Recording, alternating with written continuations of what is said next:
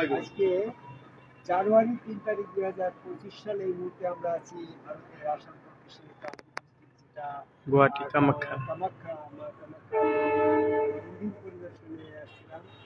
আমরা পাহাড়ের অনেক উঁচুতে দাঁড়িয়ে আছি, পাহাড় অঞ্চল অনেক পাহাড় চলতেছে, সাগর পাহাড় পৃথিবী তৈরি করলো, সমস্ত পৃথিবী তৈরি করে আল্লাহ আরেক সাথে সহসীম সেজদা ৪ নম্বর এরাতে বলছে যে সেদিন আল্লাহ পাকের আল্লাহকে পরিত্যাগ করে কেউ সুপারিশ পাবে না। হিন্দু নিল্লাহি, হ্যাঁ, আল্লাহকে পরিত্যাগ করে কেউ সেদিন কোনো সুপারিশ গ্রহণ করতে পারবে না। তো এই ব্যাপারটা বলতে চাই, আল্লাহ রাব্বুল আলামিন সুপারিশের জন্য আল্লাহ পাকের সমস্ত ইবাদত বন্দেগীর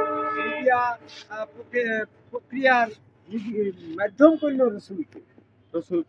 তা সেক্ষেত্রে দেখা যাচ্ছে যে রসুলকে বাদ দিলে আল্লাহকে বাদ দেওয়া, রসুলকে পরিত্যাগ করলে আল্লাহকে পরিত্যাগ করা। যারা রসুলকে পরিত্যাগ করে নেকি বদির মাধ্যমে পরিত্রাণ যোগ্যতা লাভ করতে চাচ্ছে, তারা সেদিন রসুলকে পরিত্যাগ করার মাধ্যমে আল্লাহকে পরিত্যাগ করছে। আর আল্লাহকে পরিত্যাগ করলে কোনো সুপারিশ তারা পাবে না। সূরা সেজদা ৪ নম্বর আয়াতে এটা বলা হয়েছে। ভালো বুঝতে পারছি? এখন আমাদের আল্লাহর কাছ থেকে সুপারিশ পেতে হলে রসুলের কাছে সুপারিশ পেতে হবে। আর রসুল যদি কাউকে সুপারিশ না করে তাহলে সে আল্লাহ তার কোনো দয়া ক্ষমা করবে না।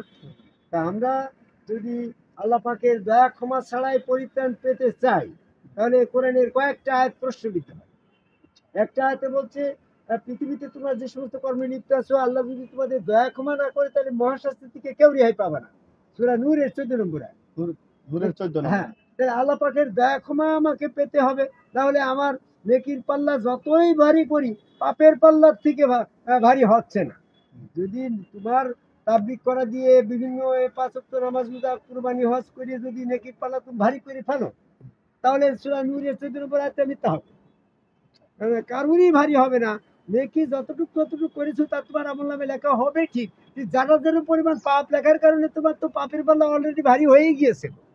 এই জন্য তোমাকে আল্লাহ পাকের সুপারিশ লাগবে। আল্লাহ পাকের সুপারিশ পাচ্ছ না, রসুলের সুপারিশ বাদে।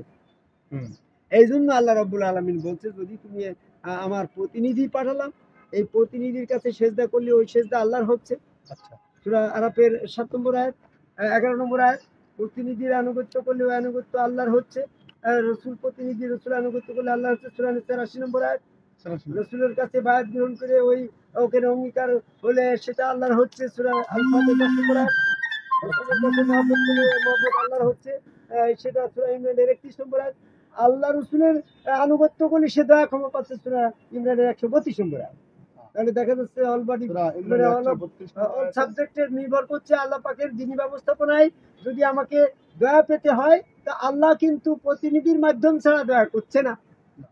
আল্লাহ প্রতিনিধির মাধ্যম ছাড়া আনুগত্য গ্রহণ করছে না, প্রতিনিধির মাধ্যম ছাড়া রসুল মাধ্যম ছাড়া মহব্বত গ্রহণ করছে না, প্রতিনিধির মাধ্যম ছাড়া আল্লাহ কাউকে দয়াও করতে পারছে না। এই জন্য সূরা সেজদা ৪ নম্বর আয়াতে বলল, যারা আল্লাহকে পরিত্যাগ করছে তারা দয়া ক্ষমা পাবে না। আল্লাহর সিস্টেমকে পরিত্যাগ করে সেদিন কেউ সুপারিশ পাবে। তাহলে আমাদের আল্লাহ পাকের সুপারিশ ছাড়া পরিত্রাণ হওয়ার কোনো সুযোগ নেই। আল্লাহ পাকের সুপারিশ সাফায়াত পেতে হলে আমাদের নবীর সাফায়াত দরকার। নবীর সাফায়াত পেতে হলেই আমাদেরকে এই সমগ্র রসুলের কাছে বায়াত হওয়া দরকার। আদম কবাই সেজদাকের একজন সমগ্র রসুলের কাছে বায়াত গ্রহণ করে সেখানে সেজদা ভক্তির মাধ্যমে যারা আল্লাহ রসুল আনুগত্য করলে তারা দয়া ক্ষমা পাবে। আর সূরা ১৩২ নম্বর আয়াত, যারা এখনো বায়াত গ্রহণ করেন নাই, ইমরানের ১৩২ নম্বর আয়াত, আল্লাহ পাকের দয়া ক্ষমা পেতে হলে আমাদের একজন সমগ্র রসুলের কাছে বায়াতে আদম কবাই সেজদার মাধ্যমে আল্লাহ রসুল আনুগত্য করা দরকার। এই জন্য আহ্বান করি, আসামের ভারতের আসাম প্রদেশের কামরূপ কামাখ্যা এই মন্দিরের পাহাড়ের উপরে দাঁড়িয়ে পৃথিবীর সকল মানুষকে রসুল আল্লাহ বিশ্বাসী সেজদা ভক্তির আহ্বান করে আমার কাছে জয় গুরু।